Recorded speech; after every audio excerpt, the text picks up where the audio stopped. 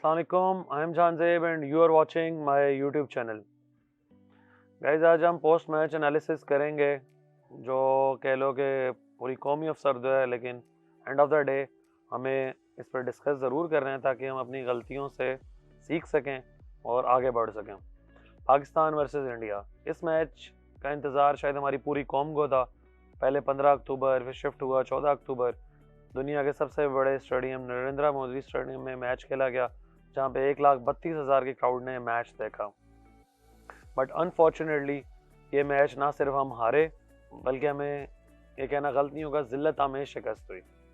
कि हार जीत खेल का हिस्सा है, हमें स्पोर्ट्समैन स्पिरिट है, लेकिन इतना ज़रूर मैं कहूँगा कि ये हार नहीं थी, ये हमारे लिए जिल्लत आमेज शिकस्त थी।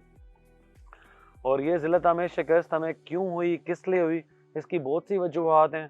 इस पे मैं कोई ज़्यादा पुराने वीलॉग्स तो कर नहीं रहा, लेकिन as a cricket expert, as a cricketer, as a cricket lover, ये जज्बात हर पाकिस्तानी के हैं जो मेरे जज्बात हैं। अब मैंने अपने जज्बात को कहने रिकॉर्ड करना शुरू कर दिया है। उससे पहले पिछले 2-3 सालों से ये जज्बात मेरे तब से बन रहे हैं जब से बाबर आजम को कैप्टन बनाया गया। मैं बार बार कहूँगा कि I am not against him, he is a great player, he is a great batsman, लेकिन कप्तानी का एक्स्ट्रा प्रेशर डाल के आप उससे वो काम ले रहे हो जो वो काम कर नहीं सकता। दूसरी इंपॉर्टेंट चीज़ उस पर कहूँगा कि 3-4 मैचेस आप लोग देख चुके हो, क्रूशल मैचेस। वर्ल्ड कप का semifinal against Australia, T20 world cup का 2021 में पाकिस्तान विनिंग नोट पे था, वहाँ से मैच ड्यू टू कैप्टनसी गया। World cup final T20 against England, Asia cup final against Sri Lanka. इसके बाद Pakistan versus India world cup T20 in Melbourne, और आज वर्ल्ड कप 2023 और 50 ओवर के वर्ल्ड कप में। ये कुछ वैसे बड़े मैचेस हैं। इसके अलावा भी बहुत से ऐसे मैचेस हैं जो बड़ी टीम्स के अगेंस्ट हुए हैं, जिसमें हमारी टीम कोलैप्स कर जाती है। वो क्यों कर जाती है, किस लिए कर जाती है, इस पे मैं आपसे अपने नेक्स्ट व्लॉग पे बात करूंगा। लेकिन अबाउट मैच पे वापस आए कि हम मैच का एनालिसिस करेंगे, पोस्ट मैच एनालिसिस के मैच में क्या हुआ क्या नहीं हुआ। ठीक है, बताने के काबिल तो नहीं है, लेकिन ऑब्वियसली हम इसको कवर करेंगे। नरेंद्र मोदी स्टेडियम में जो टॉस के दौरान ही रवि शास्त्री की लैंग्वेज थी, एक बॉडी लैंग्वेज में उसके जोश, वलवला और बॉडी लैंग्वेज में कॉन्फिडेंस नजर आ रहा था ना, और जिस तरह रोहित शर्मा ने टॉस जीतते ही फील्डिंग फर्स्ट का फैसला किया, वहीं खटका लग रहा था। वो बॉडी लैंग्वेज बाबर आजम की थी नहीं, उसने वहीं बोल दिया कि हम भी होते तो भाई हम दूसरी करते। भाई एज अ लीडर आप बोलो कि ठीक है, हम पहली, क्योंकि अब आ गई आपकी बारी, आप भी ये कहेंगे यार हम पहली बारी करना चाहते थे। बहरहाल पाकिस्तान ने एक सॉलिड स्टार्ट दिया, अच्छा स्टार्ट प्लेटफॉर्म को प्रोवाइड किया, लेकिन जब पाकिस्तान ने अपनी फाउंडेशन सेट कर दी, उसके बाद विकेट थ्रो करना अब्दुल्ला शफीक का, इमामुल हक का, मेरी समझ से बाला तर है। और उसके बाद सबसे बड़ा जो क्वेश्चन मार्क है मुझे, एक अच्छी पार्टनरशिप चली बाबर की और रिजवान की, और उन्होंने इतनी बॉल्स कंज्यूम कर ली थी, इतनी डॉट बॉल्स कंज्यूम कर ली थी कि अब उन पे फर्ज हो गया था डिलीवर करना, कि वो दोनों मैच को आगे लेके चलते। क्योंकि अब वो सिचुएशन में मैच छोड़ गए थे कि इंडियन विकेट्स पे, इन बैटिंग कंडीशंस पे अगेंस्ट इंडिया 30 ओवर्स में अगर आपने 155 रन किए हैं 32 ओवर्स में, ठीक है, तो आपके पीछे सिर्फ 18 ओवर्स हैं, आपको एटलीस्ट 6-7 ओवर गेम को आगे लंबा लेके चलना था कि स्कोर का मजमुआ 200 तक पहुंचाते 35-36 ओवर्स में, ना कि आप ऐसे रिस्की शॉट खेलते जिसपे मुझे समझ नहीं आ रहा कि बाबर की वो शॉट क्या थी। आज तक ना बाबर आजम ने अपनी प्रीवियस इनिंग्स में वो शॉट खेली है, ना आज तक बाबर आजम ने वो, मैंने किसी T20 मैच में उसको ऐसी रिस्की शॉट खेलते देखा है। मैं बाबर से सिर्फ इतनी बात करूंगा कि बाबर आप वर्ल्ड नंबर 1 प्लेयर हैं, वर्ल्ड नंबर 1 प्लेयर हैं। जो सामने आपके बॉलिंग कर रहे हैं ना मोहम्मद सिराज, अल्लाह ताला ने उसको वर्ल्ड नंबर 1 बॉलर बनाया है, उसमें कोई सलाहियत होगी तो वर्ल्ड नंबर 1 बॉलर बनाया है। आप जो उसको घुटने के बल बैठ के लेट कट की तरह सिंगल ले रहे हो, मेरे भाई क्या कर रहे हो आप? ऐसी शॉट तो मैंने आपको कभी खेलते हुए देखा नहीं है। आपका बैट किधर है, आपका फुटवर्क किधर है, और आप बोल्ड हो रहे हो ऐसे कि जैसे कोई मीडियम पेसर 120 की पेस से बॉल कर रहा है। ऐसे बाबर आजम का आउट होना बहुत बड़ा क्वेश्चन मार्क है। ठीक है, एक कैजुअल शॉट, एक टायरिंग शॉट, जो भी कहें, ठीक है, बाबर के माइंड में क्या था? बाबर के पास बहुत अच्छा मौका था कि ना सिर्फ अपना शो करता in front of Indian crowd दुनिया के सबसे बड़े स्टेडियम में, बल्कि अपने आप को किंग बाबर कहलवाता और उसके बाद अपनी टीम का स्कोर आगे तक लेके जाता। खैर, बाबर के आउट होने के बाद जिस तरह हमारी टीम ने कोलैप्स किया, जितना पिछले वीलॉग पे सब तारीफ कर रहे थे, हम लोग तारीफ कर रहे थे कि पाकिस्तान ने वर्ल्ड रिकॉर्ड सेट किया हाईएस्ट रन चेस करके वर्ल्ड कप में, और पाकिस्तान ने शायद ये अपना ही कोई नया वर्ल्ड रिकॉर्ड बनाया है कि 36 रन पर ढेर होके कि अगले 8 ओवर्स में 36 रन के मजमूए में 8 विकेटें गिर जाती हैं, जिसमें हमारे नामवर बैट्समैन रिजवान, साउथ शकील, इफ्तिखार, नामवर ऑलराउंडर शादाब, हसन अली, नवाज, उसके बाद शाहीन अफरीदी, लाहौर कलंदर के कैप्टन जो खुद को ऑलराउंडर के तौर पे मनवाना चाहते हैं, हारिस रऊफ, विकेटें ऐसे गिरेंगी, गिरती चली गई कि तू चल मैं आया, तू चल मैं आया। किसी में सेंस ऑफ रिस्पॉन्सिबिलिटी नहीं थी, कोई इतना जिम्मेदार नहीं था। क्या किसी टीम का क्लैप्स होता है अगर 2-3 विकेटें गिरती हैं, तो क्या नंबर 7 नंबर 8 का ये काम नहीं होता कि अपनी टीम को एंड तक लेके जाएं, कि ना कि वो गली मोहल्ले की तरह टुल्ले मारने शुरू कर देते हैं कि यार तू चला गया तो मैं भी जा रहा हूँ, क्योंकि अगर ऊपर वालों ने कुछ नहीं किया तो मेरे पे भी फर्ज है, मैंने कुछ नहीं करना। ये सेंस ऑफ रिस्पॉन्सिबिलिटी है आपकी? आप पाकिस्तान के लिए खेल रहे हैं या आपके गली मोहल्ले की क्रिकेट खेल रहे हैं?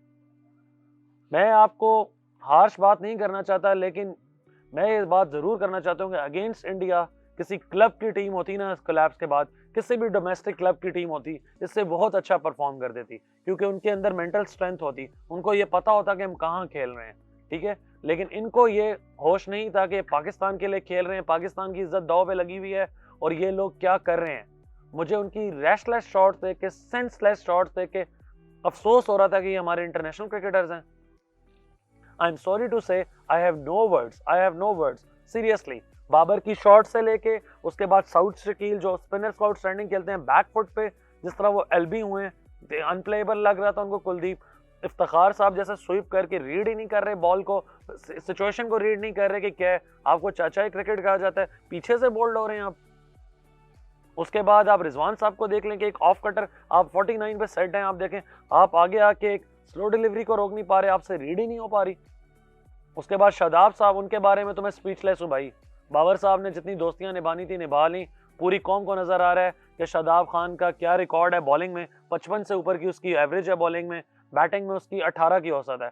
कहाँ का वो ऑलराउंडर है? वो सिर्फ PSL का ही ऑलराउंडर है कि उसको इस्लामाबाद यूनाइटेड का कैप्टन बना दिया जाए और वो वन डाउन आके अपनी कंडीशंस में बारी ले ले इस्लामाबाद यूनाइटेड की तरफ से। अदरवाइज वो कहीं का ऑलराउंडर नहीं है। कोई मुझे उसकी इंटरनेशनल परफॉर्मेंस दिखा दें कि शादाब ने कोई मैच जितवाया हो अपनी बॉलिंग बैटिंग से इन ODIs। T20 में एक डिफरेंट फॉर्मेट है, वहां पे फलूक चल जाते हैं, यहाँ पे फलूक नहीं चलते। ही इज नॉट ऑलराउंडर, उससे बहुत बेहतर बैटिंग शायद कोई टेल एंडर कर ले। जब हमने शादाब से उम्मीदें लगाई हैं, शादाब ने ऐसे ही क्लीन बोल्ड हमें किया है जैसे वो खुद होते हैं हमेशा। नवाज क्या कर रहा है? नवाज के पास गोल्डन चांस था कि यार ये मैं सेंसलेस शॉट ना करूं, 7 विकेटें गिर गई हैं, नवाज और हसन इसको स्कोर को 230 240 तो लेके जाते हैं। एक सेंसलेस रैशलेस शॉट खेल के आउट हो रहे हैं। उसके बाद हसन अली ने कहा मैं पीछे क्यों रहूं, मैं ऐसा टुल्ला मारूंगा कि यार वो हवा में खड़ा हो जाएगा, क्योंकि उसको पता था उसको कहने वाला कोई नहीं है। उसके बाद शाहीन और हारिस ने क्या करना था, उनसे क्या उम्मीदें लगाएं। एक बार फॉल ऑफ विकेट्स का रिकैप देखें, ठीक है, कि कैसे अब्दुल्ला शफीक से लेके जो हारिस रऊफ तक की विकेट गिरी हैं वो क्या हुआ है। क्रॉस सीम डिलीवरी, पता है सिराज के स्पेल की आखिरी बॉल है, महंगा जा रहा है, 7 की औसत से रन खा रहा है। अब्दुल्ला शफीक साहब आप कलाई ना मारो, आप स्ट्रेट बैट से उसको रोक लो, उस शॉट को मिड विकेट पे प्लेस करो, ना कि आप क्रॉस बैट स्क्वायर लेग से ऊपर घुमाओ, और वो भी पता है कि उस बॉलर के स्पेल की लास्ट बॉल है।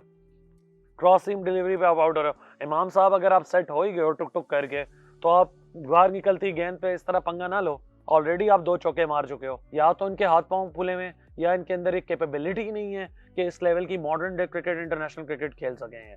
I am sorry to say, I have no word. शायद किसी को मेरी ये वीलॉग बहुत बुरी लग रही हो, लेकिन ये हर पाकिस्तानी के जज्बात हैं, सिर्फ मेरे जज्बात नहीं है ये। उसके बाद मैं पाकिस्तान की बॉलिंग की तरफ आऊँगा। 192 रन इंडियन टीम के लिए एक हलवा थे, ठीक है, लेकिन कहाँ गया वो शाहीन अफरीदी, कहाँ गया वो हारिस रऊफ, कहाँ गए?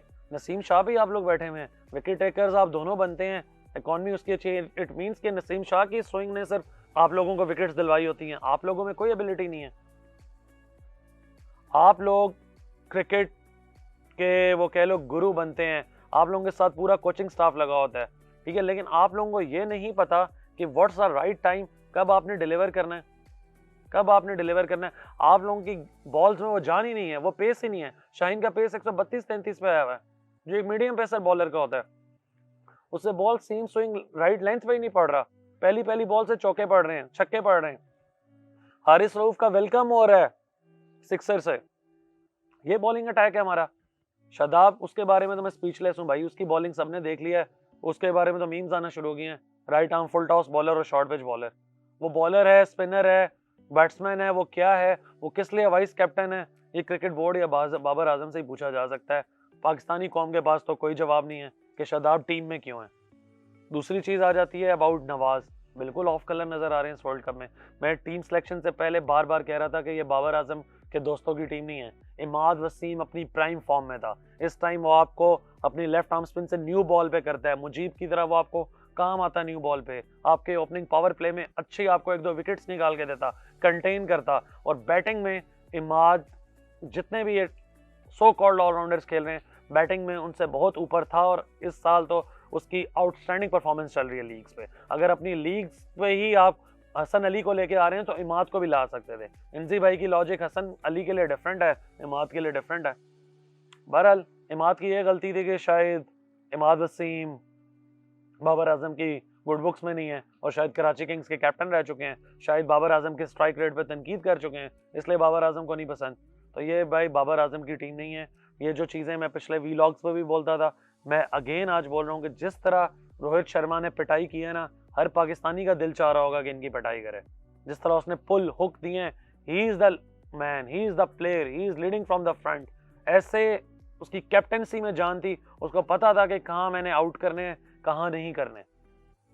तो ये चीज़ें मुझे पाकिस्तानी कैप्टन में चाहिए थी, बट अनफॉर्चुनेटली हम बहुत बुरा मैच हारे हैं। लेकिन अब कहते हैं क्या हो गया जब चिड़ियाँ चुग गई खेत, अब हमें इसी से आगे सीखनी है अपनी गलतियों से। लेकिन मुझे नहीं लग रहा कि हम अपनी गलतियों से सीखेंगे, क्योंकि हमारे पास जो स्क्वाड अवेलेबल स्क्वाड है कि वो उन्हीं 15 लड़कों का है जो सिलेक्शन क्राइटेरिया में शायद पूरा भी नहीं उतरते, और बेंच स्ट्रेंथ में इतनी खास जान नहीं है। रिजर्व में हमारे पास मोहम्मद हारिस जैसे प्लेयर पड़े हुए हैं जिनके पास 3 वनडे का एक्सपीरियंस है और 6 की एवरेज है उनकी। इब्रार अहमद जो एक अच्छा टैलेंटेड बॉलर था, उसको रिजर्व में शामिल कर लिया। अब मैं यही होप कर सकता हूँ कि 2-4 इंजर्ड हों और उनकी जगह कोई बाहर से प्लेयर्स आए, तब इनको कोई होश आए और अकल ठिकाने आए। अदरवाइज इस बॉलिंग कम्बिनेशन के साथ आई एम सॉरी टू से आप सेमीफाइनल में किसी तरह नहीं पहुंच सकते। मैं इस वीलॉग पे काफ़ी ज़्यादा बोल चुका हूँ, किसी को कोई बात बुरी लगी हो तो उस प्लेयर से माजरत करता हूँ, लेकिन ये एक पाकिस्तानी की तनकीद है। ठीक है, आई होप कि पॉजिटिविटी के लिए आप यूज़ करेंगे। और क्रिकेट बोर्ड से यही रिक्वेस्ट है कि भाई ये पाकिस्तान की क्रिकेट टीम है, प्लीज़ बैठें, मीटिंग करें, सर जोड़ें। 1 हफ्ते का आपके पास टाइम है, अगेंस्ट ऑस्ट्रेलिया एक नई जान के साथ हैं। इंशाल्लाह आपसे नेक्स्ट वीलॉग पे मुलाकात होगी। अंटिल देन अल्लाह हाफ़िज़।